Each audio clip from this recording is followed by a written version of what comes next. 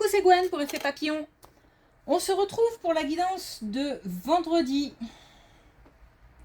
Désolée pour celle d'hier. En plus, j'ai pas pu prévenir. J'ai simplement pas eu le temps. Ok. Alors, on va commencer par tirer une carte de l'oracle des rêves. Une des connexions spirituelles pour voir la tendance des énergies. C'est une guidance générale. Donc, on ne prend que ce qui fait écho. On adapte à sa situation, si nécessaire, si envie. Pour une consultation privée, vous pouvez passer par mon site effetpapillonvoyance.com.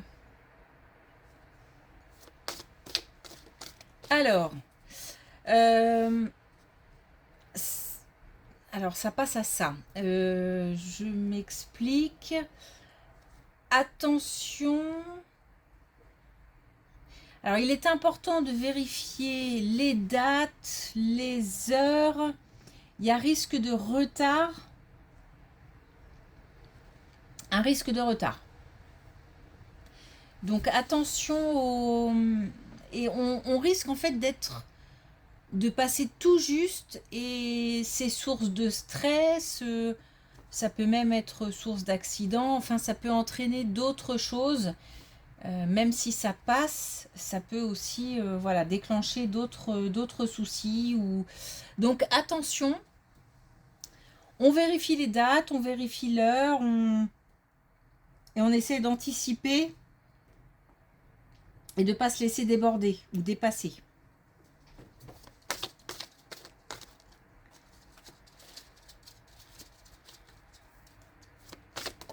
Alors, on a l'imagination. Au cœur de l'invisible vit la liberté de mon esprit.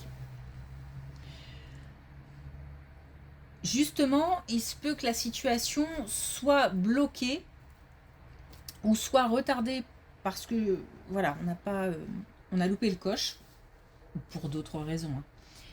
Mais on nous dit que l'important, c'est d'y croire et de se projeter. De ne pas rester prisonnier d'une situation fermée, bloquée, ou de pensées négatives ou contrariantes, paralysantes.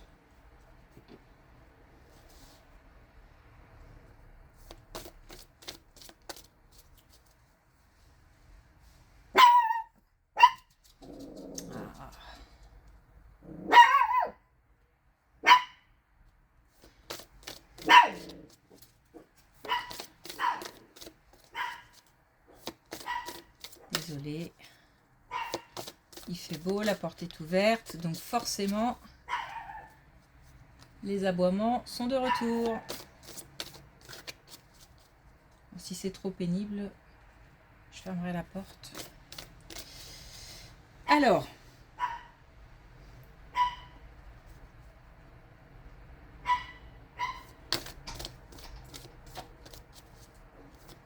ok. Est-ce qu'on a un message avec l'oracle des connexions spirituelles ?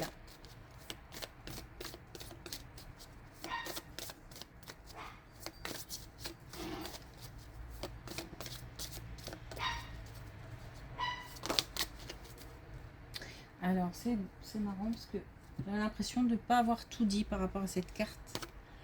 Et j'allais justement parler de connexion.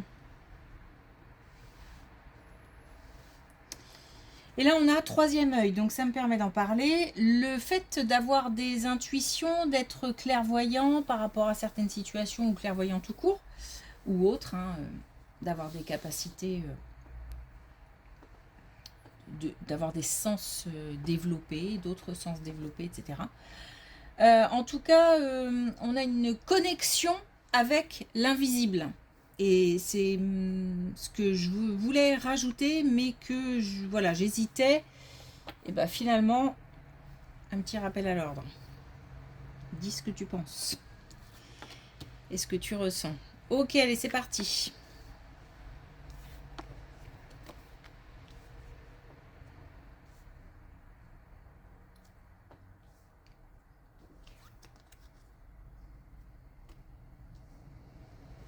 On a encore le troisième œil.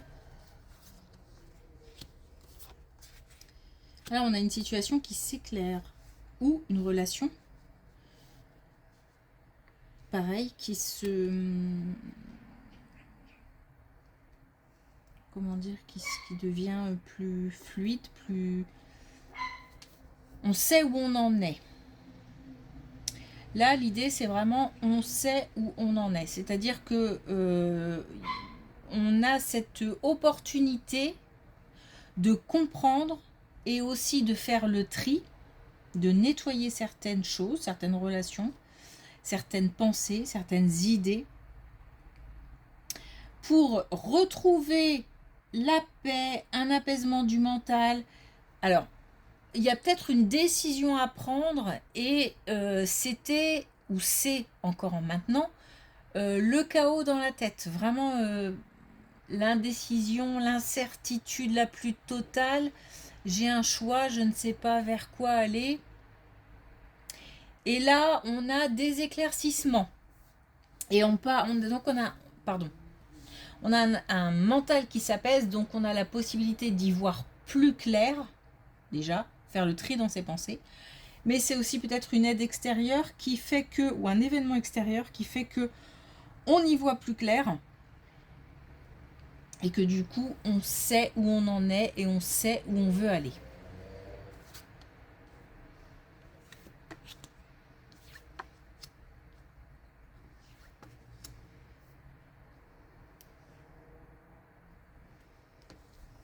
Bon, attention à des soucis de santé.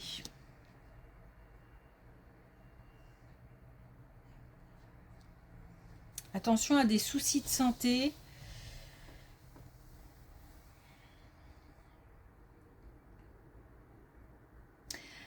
Alors,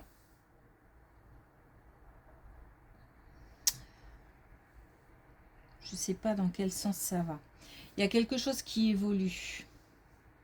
Une pensée, un état d'esprit, peut-être aussi un diagnostic qui est posé et ça change la donne. Donc ça renverse un peu une situation. Je ne sais pas dans quel sens. Parce que j'ai l'impression que ça laisse perplexe.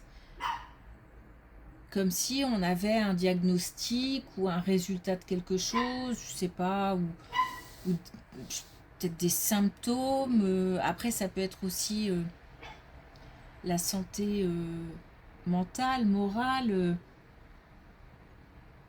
peut-être au niveau d'une dépression, quelque chose. Je sais pas. En tout cas, on a quelque chose qui laisse perplexe. Une situation qui évolue au niveau de la santé. Alors, encore une fois, est-ce que c'est parce qu'on obtient des résultats, des confirmations, des traitements, ou est-ce qu'on se rend compte de quelque chose, une tendance qui s'inverse? Alors, attention aussi peut-être aux rechutes. Bon, voilà. Je saurais pas trop me positionner. Il n'y a pas d'indice dans les cartes. Et moi-même, en fait, je ressens cette perplexité, pardon. Donc, je pense qu'on est un petit peu sans... peut-être qu'on ne sait pas trop à quoi s'attendre. Ou... Bon, en tous les cas, la santé à surveiller. Physique, mentale, morale. Tout à la fois, peut-être.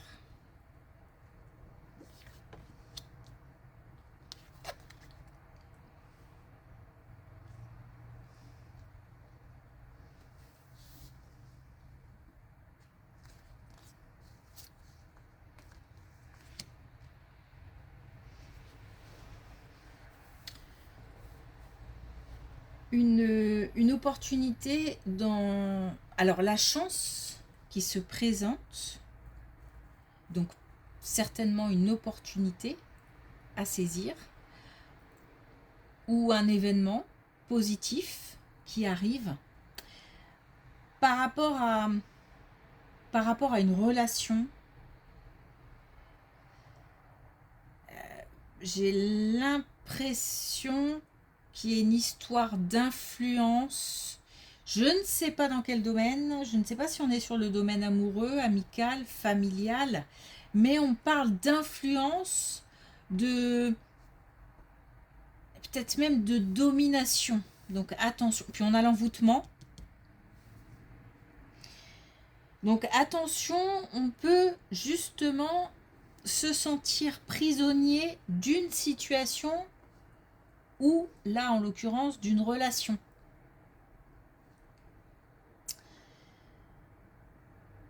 C'est comme si je ne pouvais pas parler. Alors, je ne peux pas dire parce que je veux continuer à faire bonne figure, par exemple. Je ne peux pas parler parce qu'on m'en empêche. Je ne peux pas parler parce que c'est trop intime et je ne sais pas à qui le dire. Bon, voilà. Il peut y avoir plein de raisons. En tous les cas, on a une situation qui change puisque on passe d'un silence imposé ou que je m'impose parce que les circonstances ne sont pas, j'estime qu'elles ne sont pas en ma faveur, à la possibilité, une opportunité, la chance de s'exprimer. Donc il y a quelque chose qui bouge. Alors, il se peut que ce soit aussi un travail intérieur qu'on ait fait pour en arriver au fait de se dire que c'est plus possible et qu'il faut dire des choses pour pouvoir peut-être agir derrière. En tous les cas, il y a une histoire de quelque chose de nouveau. Donc peut-être, j'ai l'impression, un nouvel état d'esprit. Mais on peut aussi avoir un événement extérieur ou un contact, un soutien, une relation qui permettent d'ouvrir une porte.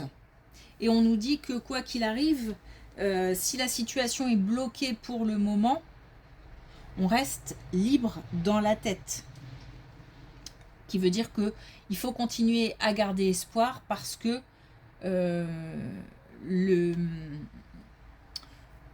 la porte peut s'ouvrir. Alors la porte pour des solutions.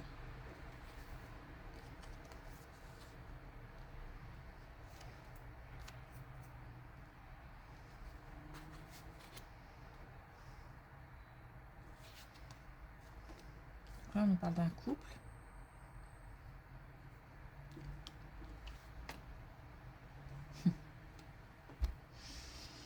Alors, on nous parle d'un couple et il se peut du coup que... Ok. Donc, clairement, la suite, la continuité avec des informations supplémentaires. Donc, il peut s'agir d'une relation amicale, familiale, mais là, on nous parle de la même chose, cette fois-ci pour un couple. Où on a clairement une relation de pouvoir, une relation de domination, en fait un déséquilibre dans le couple. Et là encore une fois, on nous parle de quelque chose de l'ordre un peu du... On avait l'envoûtement, de l'ordre un peu du toxique, de quelque chose qui n'est pas forcément sain ou qui est un petit peu, comment je pourrais le dire... je sais pas, il y a un décalage hors norme, une relation un peu étrange peut-être. Bon, en tous les cas, on nous dit la réponse est déjà en soi, donc comme si, encore une fois, on pouvait se dire que même si on est prisonnier d'une situation, le fait de continuer à se projeter et de continuer à y croire permet d'ouvrir des portes. Mais c'est aussi un chemin qui peut être fait de l'intérieur pour se dire que effectivement il faut que la situation change et enfin pouvoir mettre des mots sur quelque chose pour ensuite passer à l'action. On a un bilan qui est fait et on a une reprise de pouvoir sur la peur. Dans ces deux colonnes-là, on a des histoires de pouvoir, de domination. Là, on a clairement quelqu'un qui a le pouvoir sur l'autre. Pour plein de raisons. à la fin de cette colonne-là, on retrouve, on reprend, on récupère le pouvoir. Donc, pas le pouvoir sur l'autre, mais le pouvoir d'agir.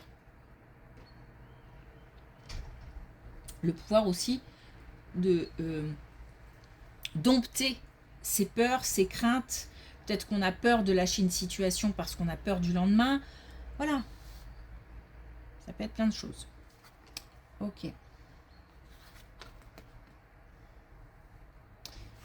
Donc là, on a 2 fois le travail.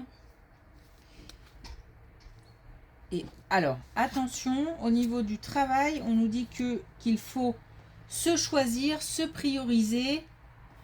On va alors, je sais pas pourquoi j'entends ça, on va peut-être un peu trop loin dans un travail. Alors, trop loin dans le sens où peut-être qu'on en fait trop. Alors, vous allez me dire, en faire trop pour le travail. Mais on peut toujours en faire plus à condition d'être respecté.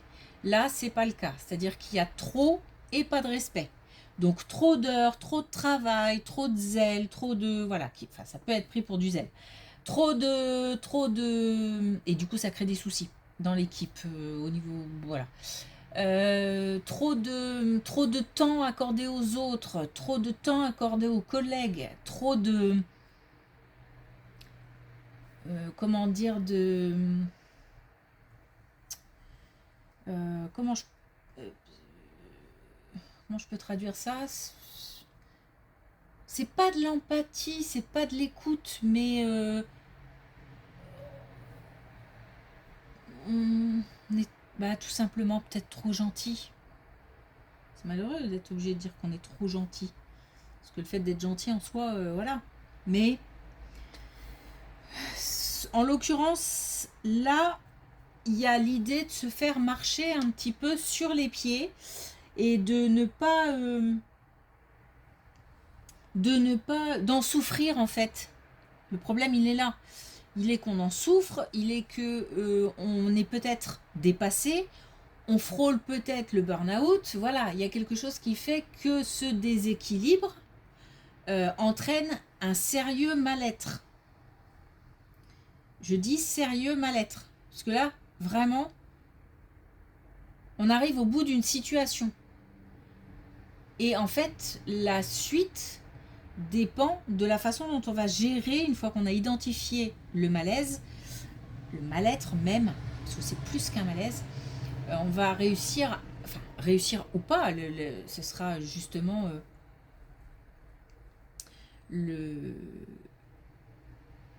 comment dire, le choix en gros qu'on va faire.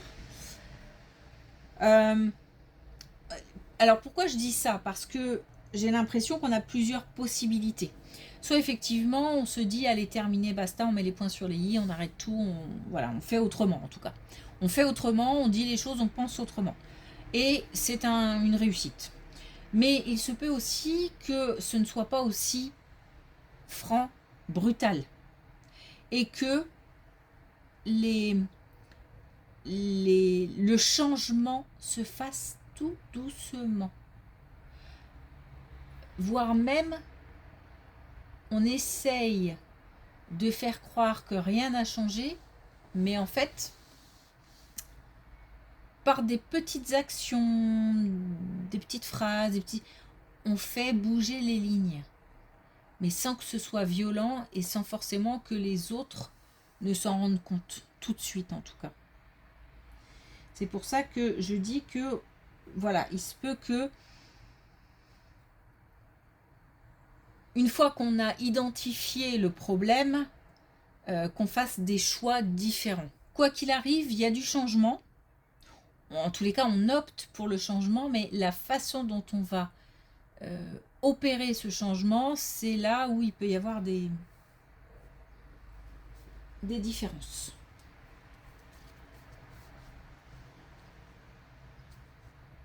Ok, allez, un dernier message avec l'oracle des couleurs.